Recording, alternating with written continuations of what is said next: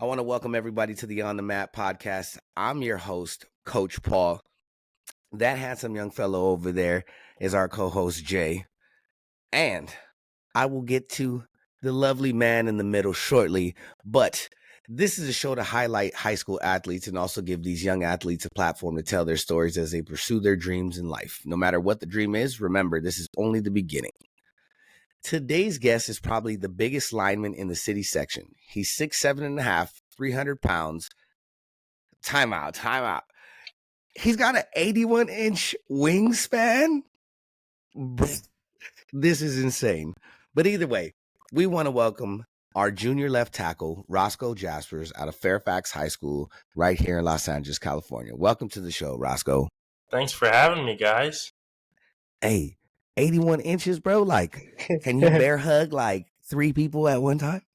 More like 4. No, that's right. That's Nice. What's up, Roscoe? Welcome to the show. Thank you for your time. And you're actually our first guest that we've had on the show who's never played football. So this will definitely be a unique show, but a fun one because Yes. Coach Paul knows I've been wanting to get you on the show for a while. You were like one of the first names I brought up when we were talking about On the Mat. Hey, so we have there's been other guests, right? And like there was a top 5. You've been in the top 10 since we started talking. Like he's like, yo, I'm gonna go get him. I was like, well, all right then, man, go get him. Because prior to this, I did not know that you have never played football up until when? My junior year was my first year playing. Everybody, first year playing football as a junior in high school. And let me tell you, this young man dominated at his position. That is why this young man is on this show. Exactly, yeah. So I already kind of touched on it a little bit, but my first question is going to be, so you were a swimmer at Notre Dame prior to transferring to Fairfax to play football. What was that transition like? And the second part of my question is, who finally convinced you to play football? Because at being your size, I can imagine you were a big kid your whole life. So you probably got from probably middle school to now, you were like, oh, do you play football? Do you play basketball? So tell me who finally convinced Rosco Jasper to put the helmet on. All right. So to answer your first question, the transition was difficult, especially with my getting along with peers, transferring schools. That's a big thing. Okay. It's definitely hard to go out and into a new environment and meet a ton of people you don't know, and there's probably like 60 kids on the team, and now I know all of them. They're all my brothers. But at the beginning, it was hard, and then Coach Richmond, who's our one of our good coaches at Fairfax. Yeah. He finally he got me to play football, and I was like, I don't even know where to start. You just point me in the right direction, and I'll do what you say. And I'm a quick learner, and that definitely helps with the transition. And I'm pretty quick on my feet. I'm flexible, so the transition physically wasn't too bad. I actually kind of fit right in. And one thing we were really worried about, especially the coaches, was me getting the physicality part of ball, and I love it. Anything for the team. I'm in love. This is football is definitely my first love. Hey, that's awesome. But before we go on, let's talk a little bit about your swimming career, right? You're at Notre Dame High School and you are a swimmer. How long had you been swimming up until the transfer? Let's see. I probably started swimming at about 4 or 5 is when I started taking swim lessons, and we've always had a pool. And then during COVID, so maybe 2020, I tried water polo, and I liked it, but it was a little too physical in the water.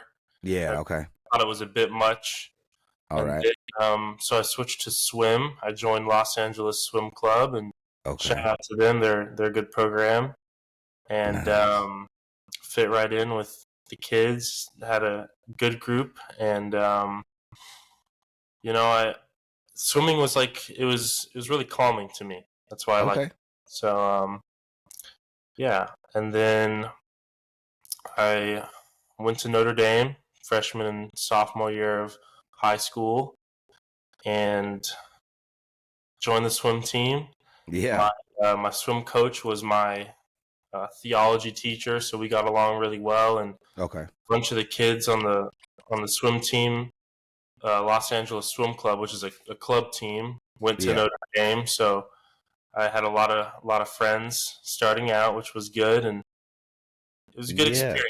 But I kind of grew out of it, and Hey, that's perfectly fine. football found me.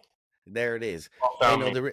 and you mentioned water polo being a physical sport. So when I was in high school, and anybody can contest to this, there's a lot of football players and a lot of water polo players that beef it because football players say that water polo players can't hack it, and water polo players tell football they can't hack it. Let me tell you, we jumped into a pool one time, and yeah, water polo, you got that. What happens underneath the water, dude? You guys gotta be careful. That underneath the water stuff, man. People be grabbing your ankle with their feet, pull you underwater, and you're just like a guppy. You're gonna die. Hey, but you being 6'7" in the water and 6'7" on the field, like Roscoe, I'm not even gonna lie to you, man. If I was in the pool with you, you'd be like the last guy I wanted to mess with. I was always the tallest guy at the meets. Hey, that's right. Hey, did it work out in your favor? Like, were you pretty competitive at swimming? Oh yeah. There it is. I was swimming with 16, 17-year-olds when I was 13, 14. So Man, was just an athlete. Yes, sir. That's dope. So let me get to this. Athlete. Yeah, athlete. So how nerve-wracking was it for you playing in your first official varsity football game? Well, it started out with the scrimmage. Okay. And so that was against San Pedro, and I knew nothing, basically. They put me in pads, gave me a helmet, and they were like, your goal is to prevent that D lineman quarterback. Against San Pedro too, though? Dang, coach. Yeah, shout out to the couple of those DNs I played. They were very good. Yeah. Talk about getting thrown in the water and said, learn how to swim. Yeah. Yeah, exactly. Yeah.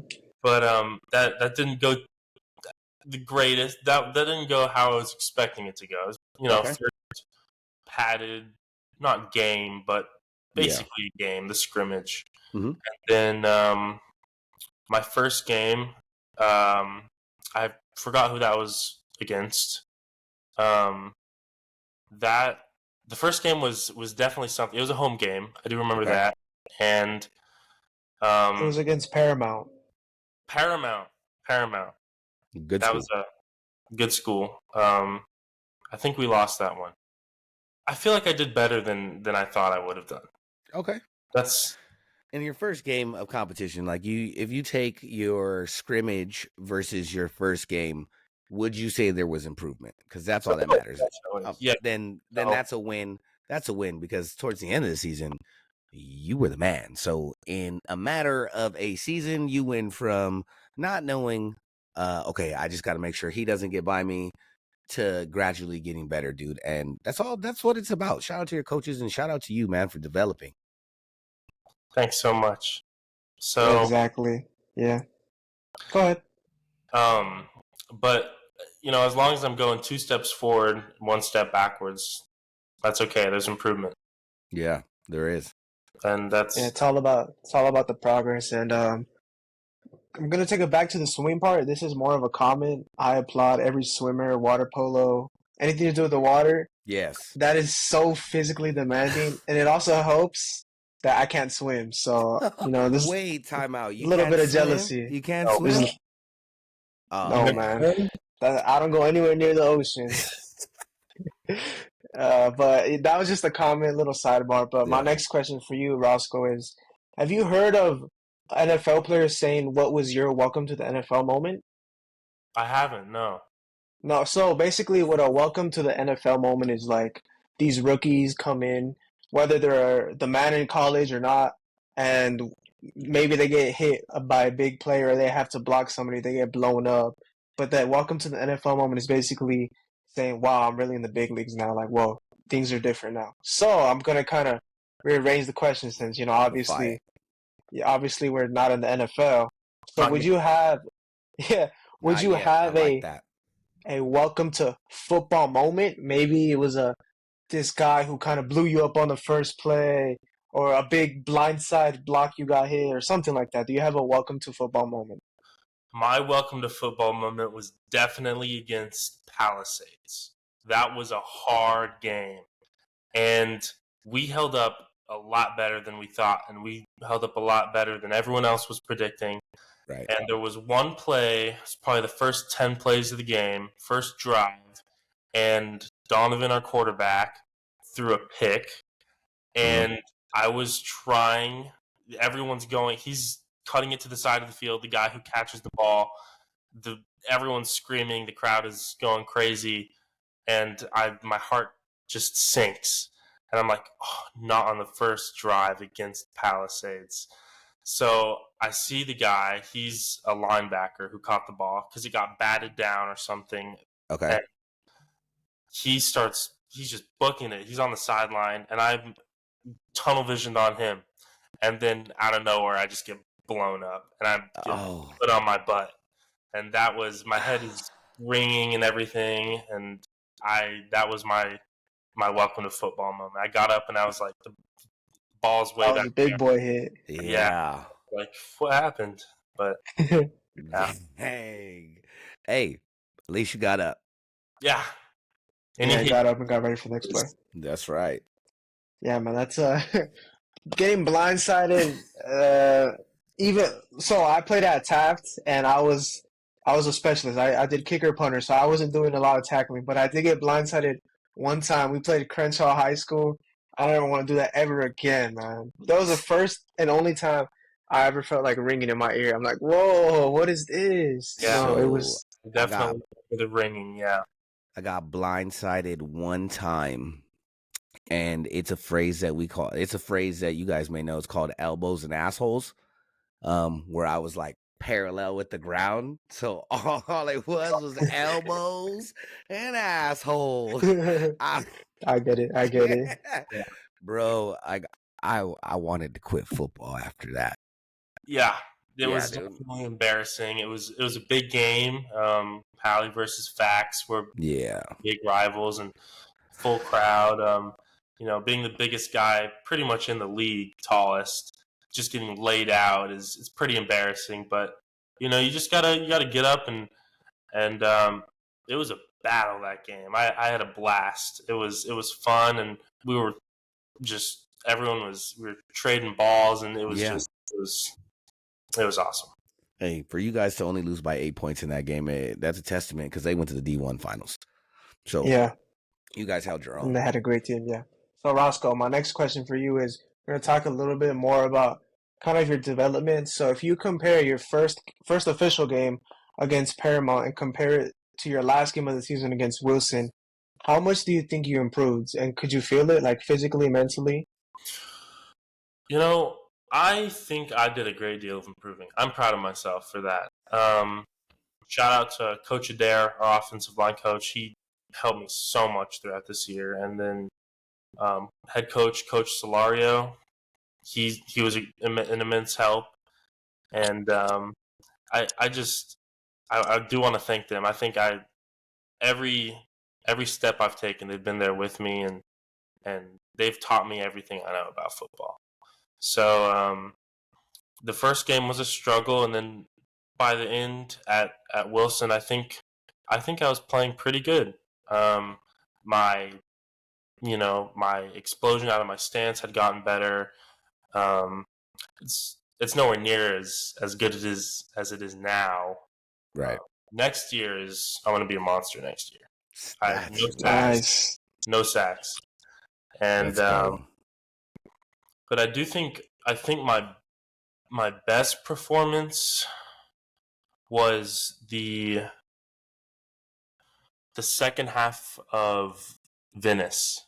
That was my best. I think my best game. The second half of Venice. The first half of Venice wasn't great for me. I was in my head that day. I had a lot going on. But I kind of halftime coaches gave us a good inspirational speech, and I played like a demon out there the second half. That was a good game. You can tell because before, like, you guys lost by 1 point. That was rough. Yeah, We but happy. but the way the first half was going, it looked like you guys were gonna get walked out of that stadium. Like, put down the sticks, turn off the PlayStation, turn off the TV. This game's over. Hey, Yeah. but you guys did turn it around, so that was impressive. And the fact that you were self-aware, not too many people are self-aware that, like, you knew. You're like, hey man, I had a lot going on that day. I was in my own head. It took me to take a step back and be like, take a deep breath, because you came out the second half and you just man, you were on fire. You destroyed stuff. Because I watched the film. That's one of the pieces of film I have, because we thought we were gonna play you, so I kind of reached out to some people. I was like, hey, let me get Nice. this game real quick. And you were definitely somebody I was watching, and that whole second half, man. Kudos to you. Thanks. You're welcome. Hey, so a lot of us athletes, I know we all we all get our injuries and we get hurt, but man, you played through a finger injury pretty much all season, and you didn't want to sit out or miss any games. When was it that you really realized how bad your finger was because of what happened in practice? Can you tell us, like, what happened in practice and then how bad your finger actually was? So we were running what we call Oakland, which is a quarterback sneak, Okay. like tush push. All right. And this is, one of the first practices of the year, and you have to, when you're in the trenches, when you land or you're falling in a dog pile, you got to land with your fists closed. Yes. I didn't know that. So yeah. I blow up the guy in front of me, and then I trip, and then my guard falls on my right hand, and my finger points in like a 45-degree angle, my ring finger. And I'm not panicking because I can't quite tell that it's like busted that bad because it's in my glove. And then I take my glove off, and my finger is like probably the size of like a baseball. This thing is so swollen. And my coach is like, yeah, it's just a fracture, or it's just a dislocation. And then he pops it back in, and I'm like, that's weird because I'm moving it. It doesn't hurt too bad, but I'm probably in shock. And it's like cracking a ton. Okay. I'm like, tape it up for the rest of practice. It'll go away. I'll ice it tonight. Later that night, the finger turns purple. It's purple for a few weeks. It gets super big. And then I start, like, throughout the whole season, I couldn't quite hit or strike as much as I'd like to with my right hand. Yeah. Just how painful it was. And yeah.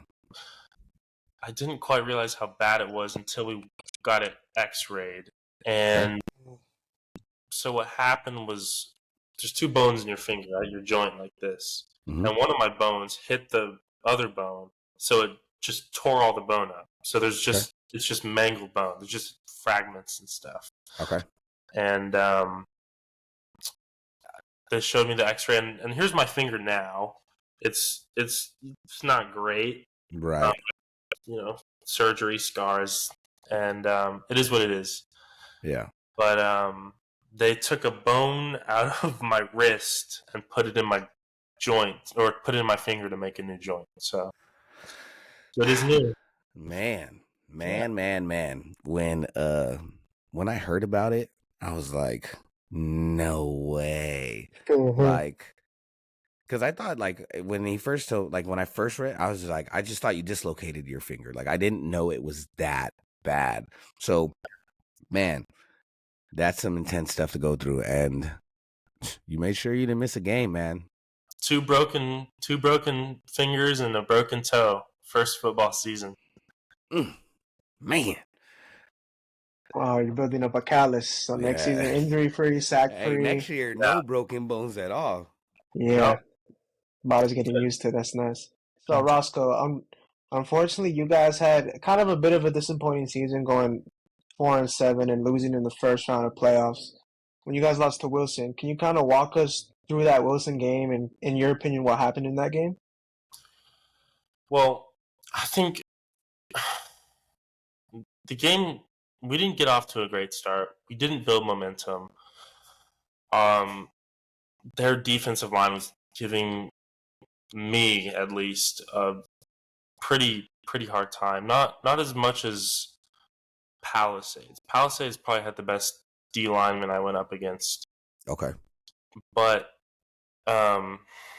against Wilson, so our O line, me and our other guys, we weren't holding up as good as we thought we would have done against them. I think we came in a little bit too confident. I think our coaches made sure to hype us up. We were on cloud nine going into that game, and I think a little bit more discipline could have helped. And we had some not great throws from the quarterback, some bad attempts to catch the ball. It was just a ton of pieces. A team is like a clockwork, and if everything's not running smoothly, it breaks. And everyone was out of place that game. It was no one in particular's fault. It was the whole team. It was not our best performance. Yeah, I wasn't. So like I said, I was scouting a little early. It's not what I was used to seeing or accustomed to seeing on film. When we got the outcome of the game, because I don't know if you know, but I coach at Southgate High School. So I was on it, and I had even told Jay, I was like, it looks like it's gonna be us in Fairfax. Not even gonna lie, I counted Wilson completely out. Sorry, Wilson, you guys were a great game. But yeah, that makes sense. Like, because you guys did not look the same, and sometimes not complacency, but the like you said, but you guys were on a hell of a run. Like, even though you guys lost to Westchester and Venice, but like Venice was a 1-point game, then you guys come out against University and you put up 34. Like, you had every right to feel momentum. Mm-hmm. So my question is going to vary just because I'm going to piggyback off that. So you think that the momentum you guys had was probably not utilized by you and your teammates the right way? I 100% agree. Okay. It definitely wasn't. We didn't have our heads in the game. Okay. It was simple as that. Totally understand. It happens sometimes. But go ahead. We have most of our team was sophomores and juniors. We had a couple senior captains, and I think there's a couple freshmen on varsity. Okay. And we have a pretty new team to football, and I think the discipline part is a really big factor in winning games. Yes. And I think this upcoming year, I'm making sure that we are all disciplined in the weight room, on the field, practice. We're gonna be I like that. We're gonna be dogs this season. He took onus of that. He said he didn't say senior leadership. He said I'm gonna make sure. Yeah, I like that, man. That was sweet. That's great. That was Rosco, a great answer. he brought up a great point too.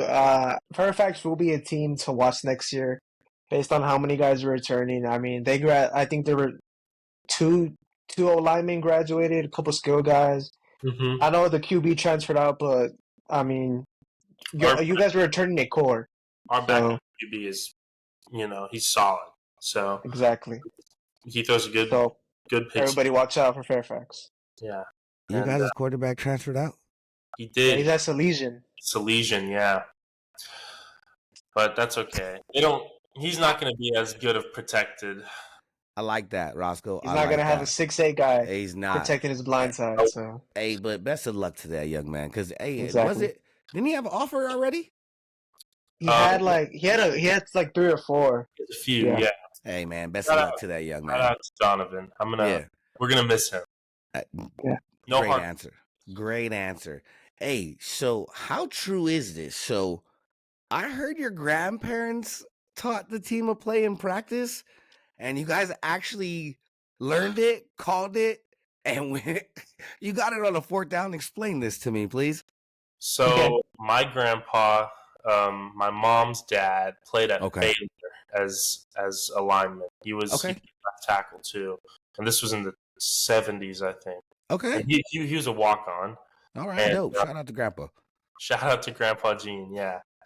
And he taught us this play called the Texas Two Step, and it's basically where it's named after a dance. Yeah. Yeah.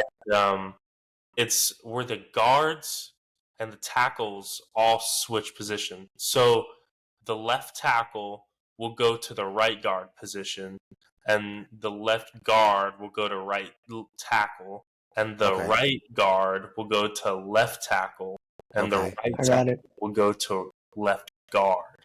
Okay. So it is incredibly confusing because no one knows. This is some old football. So you flop sides and positions. Yes. Okay, got it. So and it's for a run heavy offense because you're putting all your biggest dudes at the middle of the ball. And we had a 300-pound center, 300-pound me, and then our 290 or 285-pound right tackle. So Yeah. we have about 700, 800 pounds in the middle of the ball, and then we have our two guards who are big guys, and I think it totally caught the other team by surprise. Okay. And it's just meant to draw teams off sides. Okay. And when they didn't go off sides, Donovan kind of looked to the coaches and was like, "What am I supposed to do?" Quarterback, sneak that bad boy. Get behind the big boys and let's get first down. Mm-hmm. Nice. Yeah. That was Great play. Shout out, Grandpa. field for practice for a couple hours, and that was really fun. The guys got to meet him, and that was definitely a memorable football day for sure. That's awesome. Shout out Grandpa Gene. Shout out Baylor's from the 1970s for teaching these young gentlemen, these young men, the Texas two-step. Because that, I'm not even gonna lie. I'm gonna tell our OC to try that. There we go. I like it. It sounds good. Yeah. But if we play each other, I'm just gonna call timeout. Nice. There we go. I'm the DC. I see that. Hey, yo, timeout. I know this play. Timeout. No. Hey, but all jokes aside, we've seen that you've really been putting in work this offseason and working with some of the best old lineman trainers in LA. How's that been going? I mean, that's been going great. Two times for two different guys, two different programs. We have Allegiance offensive line, and then there's 5-as-1 offensive line. Yeah. And they're kind of like the two best in LA, some Bosco guys will show up, some like modern day guys are there. There's some I think it's called Leutzinger is the school. Lutzinger? Lusinger. Yeah. Yeah. Their left tackle I think goes, and it's a good group of kids. Okay. Nice. A lot of teaching, a lot of learning that I'm on my half. Okay. It's definitely just going in and running drills with these guys. It's different from school just because of all these guys are incredibly good. These are all top 50 guys in the state who are coming to these practices, and we'll have college coaches there to watch us. I think the last one was an Arizona coach that came. Okay. And Nice. these guys are all the best of the best, and I'm so happy to be working with them. My hand placement has gotten better. My kick step has gotten better. My explosive out of my stance has gotten better. Run blocking is as good as it already is. It's believe it or not, it's better. There's always room for improvement. Always. And I can't wait, because if you surround yourself by the best, you become one of the best. Exactly. Hey, man, you're already like, for you being a first year player, I'm pretty sure next year you're going to be, you should be one of the top. You'll be definitely one of the top linemen in the LA City section, hands down. I have faith and believe that you will be the next Frankie Rivera and not allow a single sack all season. I think you're very capable of it. And honestly, I think I can see you in the top 50 of California for linemen as well. Yeah, I agree. No sacks this season. That's right. Yeah. Let's do it. Yeah, Coach Paul, he's not like he's not lying. I 100% agree. You know, like especially when it comes to O line, for the most part, physical traits matter, and you have elite physical traits that can be taught. You have athleticism. Top that with a work ethic, Yep. somebody who wants to get better and improve every day, surrounds himself with the best of the best, the modern days, the Boscos, Yeah. Junior League teams. You're like a perfect recipe for a great Division One tackle. But you know, that's in the future. As Yep. long as you keep working hard, take it day by day, we'll get there eventually. So, kind of my next question for Hold on. you is, Before you start your next question, go ahead. if you allow no sacks next year, I will send you a box of Krispy Kreme donuts, a dozen just for you. And because you've already been on the show, I'll let you pick a guest out of our, like how we do this, how we do it. I'll let you pick a guest that you want to come on here and host, and you can interview. You can be part of the interview process if you get no sacks. If you allow no sacks next year. That sounds like a deal. All right, deal. Box of Krispy Nice. Kreme, and you get to co-host the episode.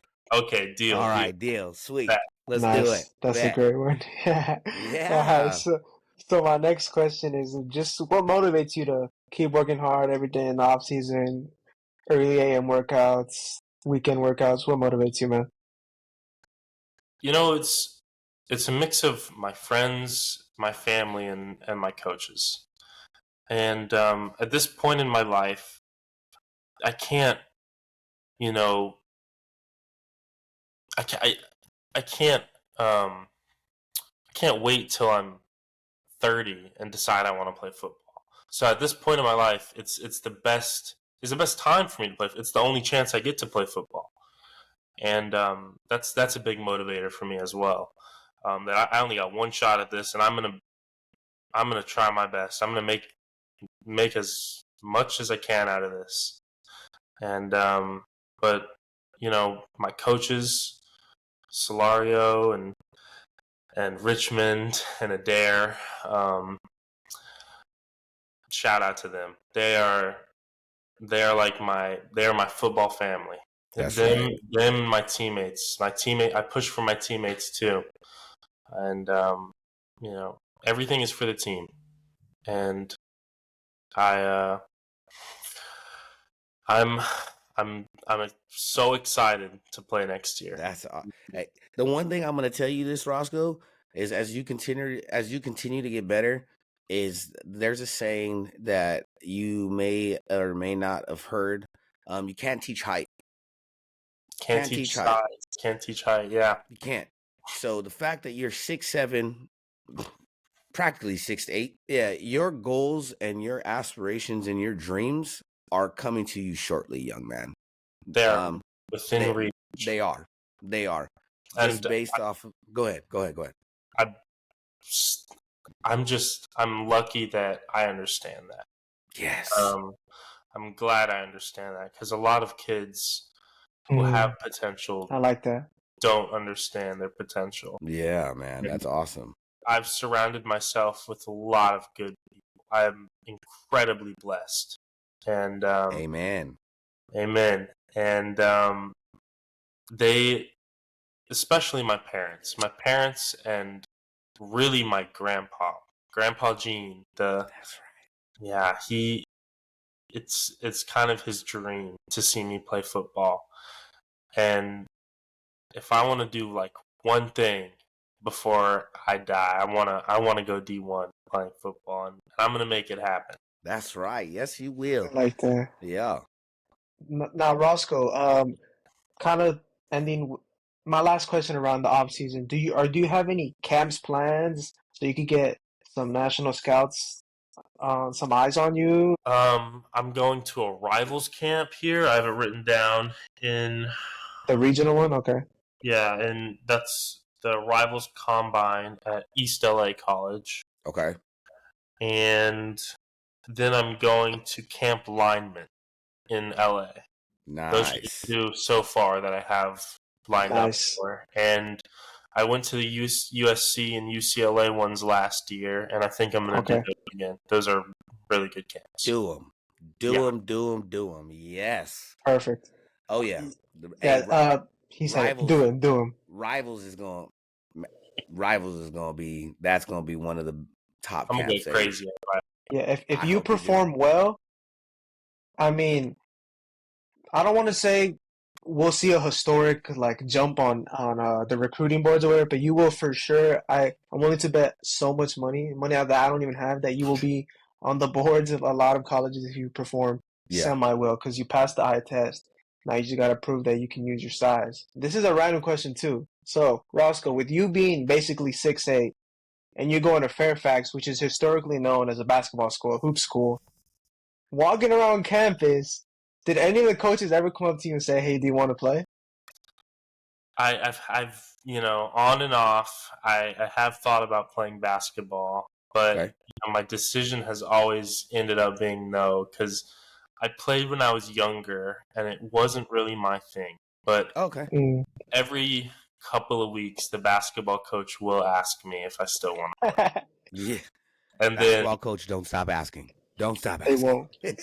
You don't play. And I always have my basketball buddies asking me if I can play for my senior year, which, I'm really thinking about it, because I'm not going to have anything to do. So yeah. And Fairfax is a good program too. Oh yeah. Since you need something else to do, I'm gonna throw this out there. Your track coach is gonna love me. You should throw shot put and discus your senior year too. Everyone is saying that. Should. Everyone is saying it. Senior year, just do it all. Yeah, it's gonna happen. Wrestling too. Oh, you guys have wrestling at your school? Mm-hmm. Yeah. Oh. I want to try wrestling. Oh, dude, the heavyweight division. Let's go. Yeah, Fairfax has a lot of stuff. They're an underrated school. This is a nice campus too, in a nice area on Melrose. It's a nice area. Hey, Ice Cube went to Fairfax, didn't he? I don't even know. I'm not sure. Was it Fairfax or was it I think he went to Taft. I think he went to my school. It was Taft. Yeah, he went to your school. He went to mine. Yeah. Nice. My bad, Cube. Wrong school. Hey, but with you've already touched it already. You said your goal is to be put on the D1 radar. So my question's going to shift a little bit, because I was going to ask you what are your goals for next season, right? But throughout our conversation, you've kind of answered this. You've answered it already. So I'm going to ask you this question. If you could, now that you're going to be a senior, if you could tell one underclassman that is looking up to you because he saw what you've done, but is too scared to ask this question or to talk to you about it. If you could tell one underclassman something that you wish you were told, what would that be, getting ready to go into next season, so they can have the mentality of, hey, there may not be a tomorrow. It's now. So I need to take advantage of my opportunity right now. That's a great question. And I'd say play where your 2 feet stand. I like that answer. Go ahead and elaborate. Answer. I love that. That was sweet. Go ahead and elaborate. So much time on this planet. Life is so short, and it's an experience. And this can go for any. You can even say live where your 2 feet stand, or live where your 2 feet are. Right. But I learned this from my coach, Solario. He said I was, something had gotten me really upset before a game, and I wasn't where I should be mentally. And he pulled me aside and he said, "Rosco, you know what? Just play where your 2 feet stand." And that really hit me, because if you're playing where your 2 feet stand, there's no worry. You can't worry about the future. If you are where you are right now, there's no worrying about the future, and there's no worrying about the past. You just are where you are. And I think that's probably the best advice I've ever gotten, because it applies to anything. And you can twist it and bend it and do what you want with that quote, but it's an excellent quote. That's a great piece of advice. I'm glad you shared that. Jay, you got anything else? I just want to say it's a great episode. Roscoe, you have the potential to blow up on the radar. Yes, sir. Get to those cams. Keep training. Keep working hard, man. You have sky's the limit for you, man. That's all I got. Hey, so to all our viewers and our listeners, this is Rosco Jasper. This young man goes to Fairfax High School. I'd like to tell you guys all, please comment, like, subscribe, and we like to shout out our sponsor, Never Waver Apparel. Hey, you guys need to go check them out. They're actually in the works of landing their first high school deal, and just shout out to them, man. Roscoe, shout out to you, young man. If you need any help, you need anything, feel free to reach out. And don't forget, no sacks equals a dozen donuts, and you get to co-host the show, brother. And don't forget the co-host. You the get show. to co-host the Yeah. show. I'm not gonna forget. All right. Everybody, go ahead. You got something to say? You got anything to say to our viewers before you take off? I got nothing to say. Just thanks for listening, guys. That's right. Hey, so this has been the On the Mat podcast. I'm your host, Coach Paul. The handsome young fellow over there, you know, is Jay. Our man in the middle was Rosco Jasper. We want to wish y'all a blessed evening, blessed day. Y'all have a good one. Peace. Peace. Peace.